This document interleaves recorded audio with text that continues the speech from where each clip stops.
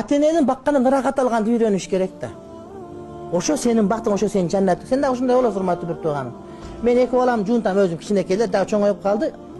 Анан кичинекейин жунтуп айтам да, бала мен чоң, мен жунтасыңбы десем, дейт дагы. Сиз чоң атам жунтуп атасызбы деп менден сурабадыбы? Бала көргөнүң кылат экен, мен айттым чоң атам пока жаш дедим. Чоң атаң кийин жунтам иншалла. Сен үйрөн.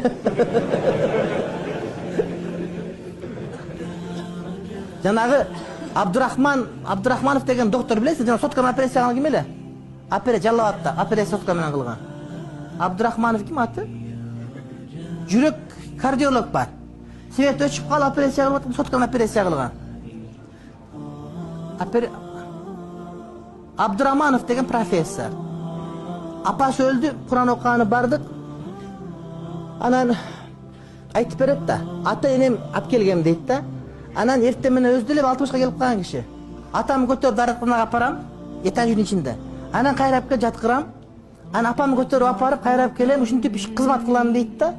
Анан неттин да, эмнеге кандай десем дейт, ушуну балдарым көрсүн деп. Балдарым шаардык болуп калып, айылдык болбой калып, башка болуп калып, баары доктор.